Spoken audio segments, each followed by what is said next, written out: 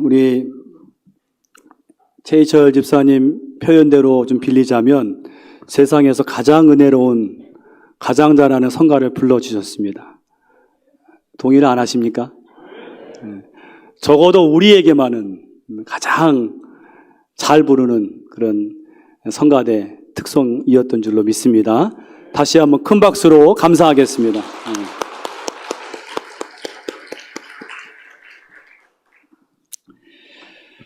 최근에 제가 우리 교회가 속한 지방의 목사님들과 대화를 할 기회가 있었습니다. 근데 그 목사님들 말이 이런 말씀을 하세요. 옛날에 이 청라 지역을 생각하고 지금을 보면 천지가 개벽을 했습니다. 그런 얘기를 하더라고요. 천지가 개벽을 했습니다. 지금의 이 청라를 보니까 천지가 개벽을 했답니다. 여러분, 천지가 개벽을 했다라는 말이 무슨 뜻일까요? 그 말은 천지가 뒤집힐 정도로 엄청나게 변화를 했다는 거예요.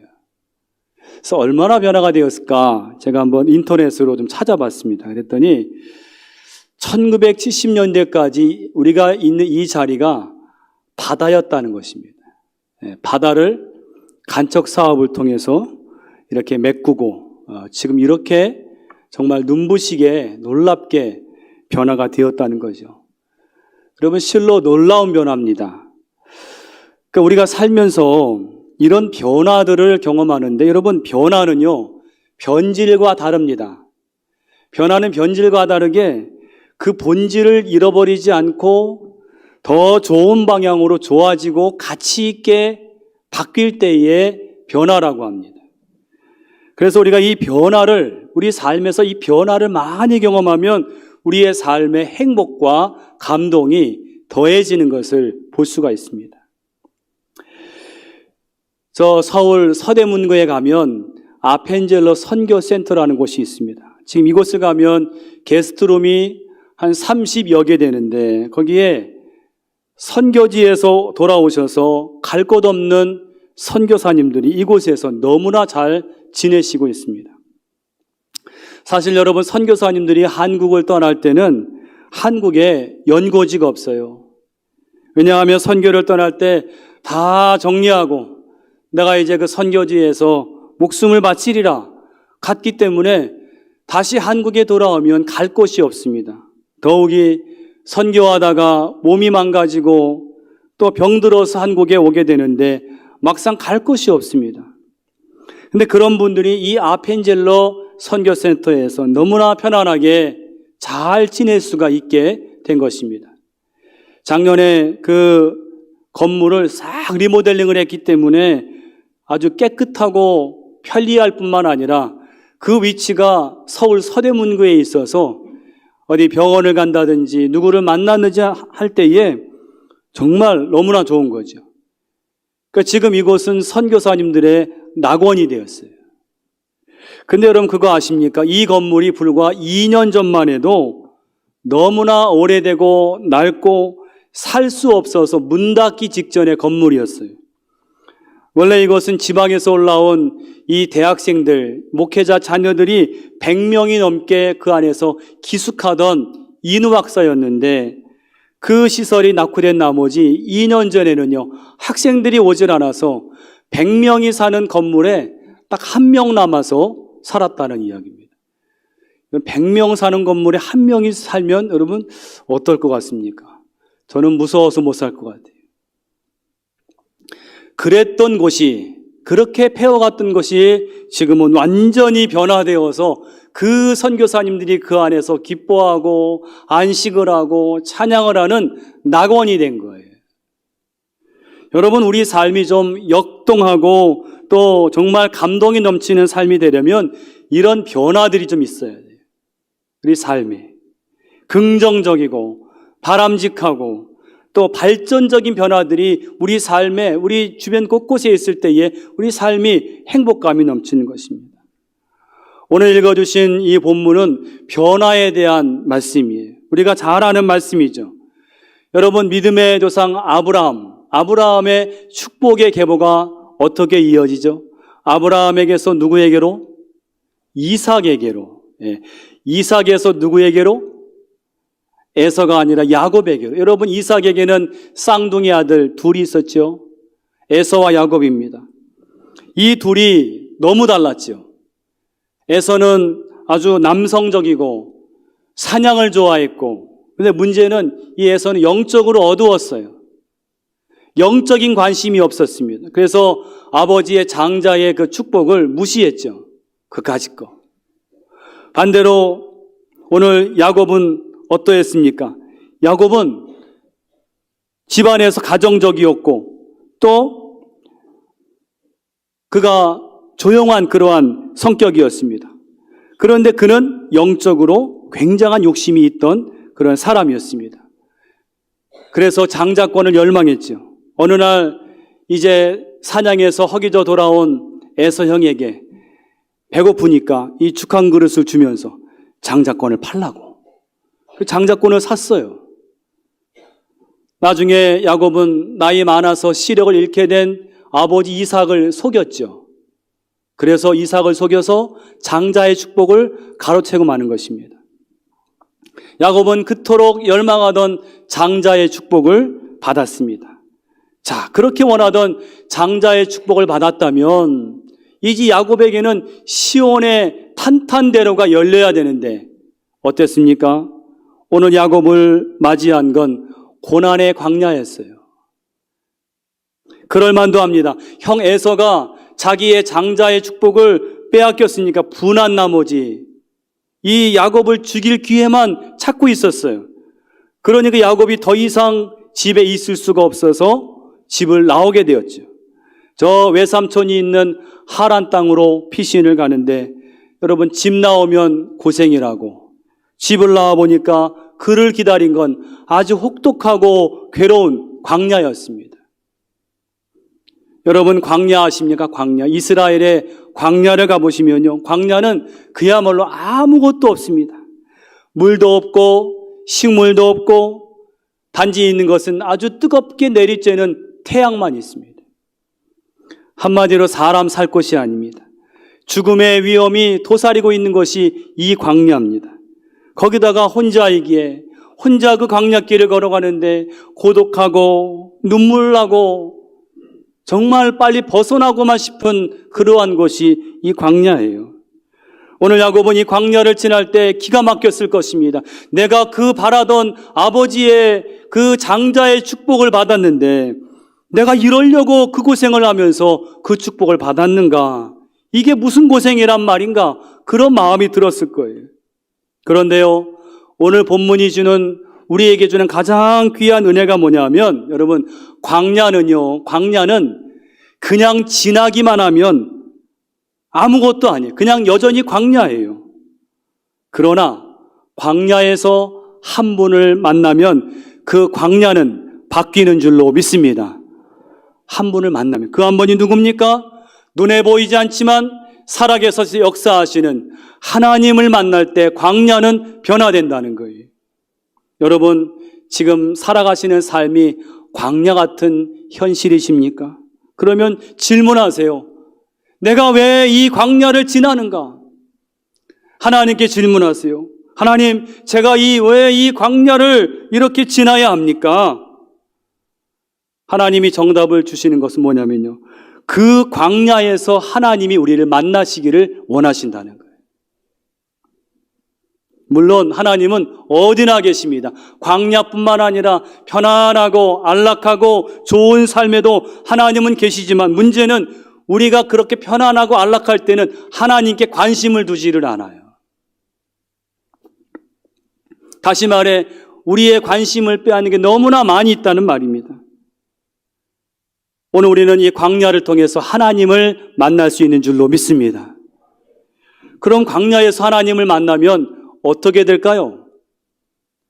바로 그 광야가 변하여 하나님을 만나면 광야가 변하여 베델이 된다는 거예요.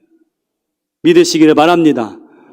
오늘 이 야곱이 광야를 들어갔지만 그냥 괴로운 광야인 줄만 알았는데 세상에 그 광야가 놀라운 장소인 걸 알았습니다. 여러분 16절 보세요. 16절 야곱이 뭐라고 고백합니까? 여호와께서 과연 여기 계시는구나. 여기가 어디예요? 광야예요, 광야. 광야에 아무것도 없는 줄 알았는데, 그냥 죽음의 장소인 줄 알았는데, 여기 하나님이 계시는구나. 오늘 여러분이 지나가는 그 광야 속에서 하나님을 꼭 만나시기를 간절히 축원합니다. 17절도 보세요. 거기 야곱이 이것은 다름 아닌 하나님의 집이요 하늘의 문이구나. 베델이구나. 루스가 베델이 되는 거예요. 바라기는 여러분, 우리는 광야에서 그냥 이 광야 같은 삶에서 그냥 상처받고 겨우겨우 광야를 버티어나가는 그런 낙오자가 되지 마시고, 여러분, 여러분의 광야가 루스가 변하여 베델이 되는 그러한 축복의 주인공들이 다 되시기를 축원합니다. 다 주인공들 되세요. 여러분 다 베델이 변하여, 루스가 변하여 베델이 될 수 있습니다. 그렇게 되기 위해서 우리는 세 가지의 주인공이 되어야 됩니다. 첫 번째로 우리는 비전의 주인공이 되어야 합니다. 비전의 주인공이 되라. 오늘 10절 보시면 광야에 들어간 야곱이 이제 광야를 걷다가 해가 져서 광야에서 피곤하여 돌을 베고 잠을 자게 됩니다. 그런데 거기에서 한 꿈을 꾸게 되는 거예요. 그 꿈이 놀라운 꿈이에요. 보통 꿈이 아닙니다. 여러분 다 아시는 대로 그 꿈은 사닥다리가 저 하늘 끝까지 닿았고 거기에 천사들이 오르락 내리락 하는 그 꿈을 야곱이 광야에서 그 꿈을 보고 있는 거예요. 여러분 여기서 중요한 사실은 야곱이 그 인생의 광야를 시작할 때 뭘 갖고 시작했는가 하면 하나님이 주신 비전과 환상을 가지고 광야를 시작했다는 거예요. 사실 여러분 야곱은 집을 나서서 광야로 들어갔을 때 여러 가지 감정이 있었을 거예요. 미래에 대한 두려움, 내 미래가 어떻게 될 것인가? 내가 아버지의 축복을 받았지만 내 미래가 과연 밝을 것인가? 또 내가 무사하게 살아남을 것인가? 여러 가지 외로움과 두려움이 있었겠지만은 오늘 그 부정적인 감정을 다 덮고도 남을 만한 놀라운 비전과 환상을 꿈을 통해 얻게 되었다는 거예요. 여러분, 우리 사람은요, 내가 처한 지금의 삶이 아무리 광야여도 그 광야에서 꿈을 꿀 수 있고 비전을 가질 수 있는 사람은 그 광야를 얼마든지 이기는 줄로 믿습니다. 여러분이 지금 광야라 할지라도 광야 그럼에도 불구하고 내 마음속에 하나님이 주신 비전, 야곱이 꾸었던 그 놀라운 비전과 환상이 나에게도 있다면 그 사람은 그 광야를 얼마든지 이기어 승리한다는 거예요. 여러분도 다 들으신 적이 있겠지만은 우리 서울 광림교회 이제 지금 참 많은 귀한 일들을 하고 우리 한국의 대표적인 교회가 아닙니까? 그런데 여러분 광림교회가 처음에 지금 같은 그런 교회였을까요? 그렇지 않다는 거예요. 돌아가신 그 김선도 목사님이 70년대 초반에 광림교회에 부임하셨을 때 교인이 150명, 저 쌍림동에 나중에 그 건물을 두고 강남으로 올 수밖에 없었던 게 그 건물이 무너질까봐 벽돌 건물이 너무나 오래돼서 정말 말이 아니었다 그래요. 그 사모님 말씀 들어보면 정말 그때 그 교회는 문제가 많고 정말 말할 수도 없는 그런 문제가 많은 교회였는데 그때에 여러분 그 김선도 목사님께서 가만히 생각해 보니까 장로교회는 영락교회처럼 저렇게 부흥되는 교회가 있고 또 순복음은 조영기 목사님 여의도 순복음처럼 저렇게 부흥되는 큰 교회가 있는데 왜 우리 감리교회는 그런 교회가 없을까? 그런 생각을 하시면서 내가 한번 그런 교회를 한번 기도하면서 한번 이뤄봐야 되겠다. 그 꿈을 가진 거라고요. 그랬을 때 그 한 분의 꿈과 비전을 가지고 나아갔을 때에 그 광림교회가 150명의 그 문제 많던 교회에서 지금은 40년, 50년이 지났을 때 지금과 같은 그런 교회가 된 줄로 믿습니다. 저는 단지 우리가 큰 교회가 되자고 드리는 말씀이 아니에요. 여러분, 하나님께서는 광야를 지나는 우리 모두에게 야곱에게 주신 것처럼 똑같은 비전과 환상을 주실 줄로 믿습니다. 여러분, 지금 힘든 광야를 지나고 계십니까? 하나님이 여러분 각자에게 광야를 이길 만한 그런 비전과 환상을 주시기를 간절히 축원합니다. 저는 우리 광림서교에 이제 오는 과정 속에서 계속 기도하는 제목이 있습니다. 하나님, 우리 광림서교회는 많은 교회들이 다 그렇겠지만은 복음을 전하는 데만 온전히 올인하는 교회가 되게 하여 주시옵소서. 먼저는 제가 그렇게 해야 되겠고요. 오늘 여러분들이 저와 함께 힘을 합해서 하나님 나라를 위해서 복음을 전하는 데만 온전히 힘을 다하는 우리 교회가 되어야 할 줄로 믿습니다. 저는 김덕미 목사님으로부터 우리 광림서교회 교우들에 대해서 듣고 너무나 감사했어요. 우리 광림서교회 너무나 귀하신 분들이 많다는 거예요. 그 말씀 들어보니까 정말로 귀하고 또 제가 보기에는 신사적인 분들이 많으신 것 같아요. 점잖으신 분들. 예. 너무 점잖다면 조용하시더라고요. 그래서 아침 1부 때는 제가 할렐루야 했더니 아무 소리도 안 나와요. 제가 쫄아붙습니다. 아멘 해주세요. 여러분, 우리 광림서교회에 정말 좋은 우리 교우들이 많이 있으신 것 같아요. 우리 전도사님이 그런 말씀하세요.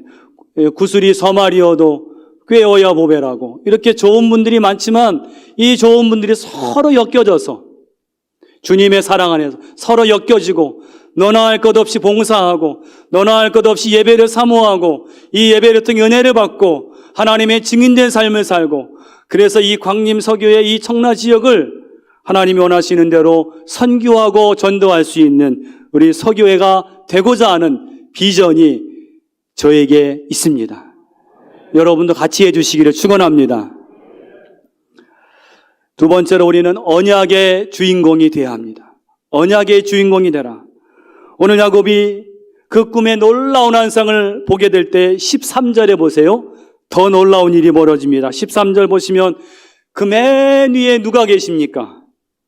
13절 또 본즉 여호와께서 그 위에 서서 이르시되. 여러분, 이때 야곱은 너무 황홀했을 거예요. 꿈에 사닥다리와 천사들을 보았는데 그 꼭대기에서 하나님께서 서서 말씀해 주시는 거예요. 여러분, 환상만 해도 기가 막힌데 그 위에서 하나님께서 서서 말씀하셨다는 굉장한 사건 아니겠습니까? 그러면 하나님의 그 말씀하신 게 그 내용이 뭘까요? 13절로 15절 말씀이에요. 하나님이 하신 말씀인데 여기에 보면 이게 언약의 말씀들입니다. 여러분 13절 보세요. 지금 누워있는 땅을 너에게 줄 것이다. 땅에 대한 언약이에요. 땅에 대한 언약. 14절은요. 동서남북으로 퍼져나갈 것이다. 누가요? 네 자손이. 자손에 대한 언약이에요. 15절 보면 어딜 가든지 함께 할 것이다. 뭐예요? 임마누엘의 언약이에요. 내가 함께 하리라. 이 놀라운 언약을 하나님이 지금 야곱에게 지금 부어주시는 거예요. 여러분, 이 부분을 우리 다시 한번 같이 성경 말씀 다시 한번 읽어보실 때 무슨 단어가 제일 많이 나오는지 한번 보시기 바랍니다. 13절로 15절 같이 읽습니다. 또 본즉 여호와께서 그 위에 서서 이르시되 나는 여호와니 너의 조부 아브라함의 하나님이요 이삭의 하나님이라. 네가 누워있는 땅을 내가 너와 내 자손에게 주리니 네 자손이 땅에 티끌같이 되어 네가 서쪽과 동쪽과 북쪽과 남쪽으로 퍼져나갈지며 땅의 모든 족속이 너와 네 자손으로 말미암아 복을 받으리라. 내가 너와 함께 있어 네가 어디로 가든지 너를 지키며 너를 이끌어 이 땅으로 돌아오게 할지라. 내가 네게 허락한 것을 다 이루기까지 너를 떠나지 아니하리라 하신지라. 아멘. 여러분, 이 언약에서 하나님이 뭘 강조하신 것 같아요? 너요, 너. 여러분, 너라는 단어가 여기 14번 나옵니다. 14번. 한 번만 말씀하셔도 되는 것을 너와 네가 네 자손이 뭐예요? 이 엄청나고 놀라운 언약이 바로 나에게 주시는 언약이라는 거예요. 여러분, 우리도 마찬가지입니다. 우리 하나님의 말씀을 수도 없이 많이 듣죠. 유튜브만 들어가도 얼마나 좋은 말씀들 많습니까? 그런데 그 좋은 말씀 아무리 많이 들어도 그 말씀이 오늘 나에게 주시는 말씀으로 다가오지 않으면 아무 소용이 없다는 거예요. 오히려 별거 아닌 말씀 같아도 유명하지 않은 설교자라도 그 말씀이 어느 순간 내 마음을 막 치는 거예요. 하나님이 나에게 주시는 말씀으로 들리는 거예요. 여러분, 그 말씀이 능력의 말씀인 줄로 믿습니다. 여러분, 예배에서 다 은혜 받기를 원하시죠? 이 예배 시간 여러분 그냥 가만히 와서 그냥 억지로 참아야 되는 시간이 되지 않기를 바라시는데, 그 비결이 뭐냐면 말씀과 언약을 들을 때, 설교를 들을 때 여러분 사람의 말로 듣지 마시고 저 말씀 속에서 하나님이 나에게 주시는 말씀이 있지 않겠는가, 그런 기대를 갖고 들으면 하나님의 음성이 여러분에게 들려질 줄로 믿습니다. 가끔 저는 이제 이렇게 목회하다가 보면 교우들이 저에게 이런 말씀을 하세요. 아니, 오늘 목사님 설교를 듣는데 깜짝 놀랐습니다. 아니, 목사님이 내 상황을 어쩌면 그렇게 다 잘 아십니까? 누가 혹시 무슨 얘기를 했습니까? 얘기한 거 없어요. 저는 그냥 우리 교우들에게 하나님이 주시는 말씀을 준비했는데 그 말씀이, 하나님이 그 말씀을 이용하셔서 그 교우에게 음성을 들려주시는 거예요. 여러분, 이게 은혜 받는 비결인 줄로 믿습니다. 그런 은혜가 있으면요, 여러분, 이 예배가 기다려지는 거예요. 여기에서 누가 설교를 하든 상관이 없습니다. 하나님 오늘도 나에게 언약의 말씀을 들려주시리라. 그 말씀 붙들고 일주일간 살아가면서 승리하게 될 줄로 믿습니다. 마지막 세 번째로는 응답의 주인공이 되시라는 거예요. 응답의 주인공. 여러분, 성경에 보면 믿음의 거장들, 믿음 생활 잘하신 분들은요, 오늘 말씀드린 것처럼 야곱처럼 놀라운 환상과 비전을 얻고 하나님의 언약을 듣고, 그런데 그걸로 끝나면 안 돼요. 하나님이 놀라운 은혜를 주셨다면 거기에 대해서 응답을 잘해야 돼요. 응답하라. 응답을 잘해야 돼요. 오늘 야곱이 그랬어요. 야곱이 생각지도 못하게 광야에서 잠을 자다가 놀라운 환상을 보았어요. 또 사다리 끝에서 하나님이 그 놀라운 언약의 음성을 들려주셨어요. 지금 너무나 가슴이 벅찹니다. 야, 이걸 어떻게 할 것인가? 그런데 그 어떻게 할 것인가로 끝난 게 아니라 이 야곱은 리스판드 했어요. 응답을 했어요. 응답을. 어떻게 응답을 했느냐 보세요, 여러분. 거기 말씀 보시면 18절 보시면 야곱이요 즉시로 제단을 쌓았어요. 즉시로 예배했어요. 여러분, 인생에서 맞이하는 이 특별한 순간들, 감격의 순간들, 세상 사람들 어떻게 하죠? 기쁨의 순간, 감격의 순간. 야, 이거 기념이다, 샴페인을 터뜨리자, 이렇게 하잖아요. 우리도 그래야 됩니까? 아니에요. 우린 달라야 돼요. 우리 믿는 자들은요, 어떻게 해야 되는? 야곱이 잘 보여주고 있어요. 18절 같이 한번 읽어보겠습니다. 야곱이 아침에 일찍 일어나 베개로 삼았던 돌을 가져다가 기둥으로 세우고 그 위에 기름을 붓고. 왜 그 단을 쌓아요? 이게 예배의 제단이에요. 자기가 자던 그 돌을 가지고 제단을 쌓는, 하나님 앞에 예배하기 위해서. 야, 이 모든 것은 하나님의 은혜가 아닌가? 이것이 바로 바른 응답이에요. 여러분, 하나님이 여러분들에게 매 삶에 큰 은혜를 주시는 줄로 믿습니다. 그러면 그 은혜에 대해서 예배로 응답하시기를 축원합니다. 가정에 어떤 기쁜 일이나 감격적인 일이 있을 때 자녀들 다 모여, 야, 우리 잠깐 기도하자. 이건 하나님이 하신 일이야. 우리 함께 예배하자.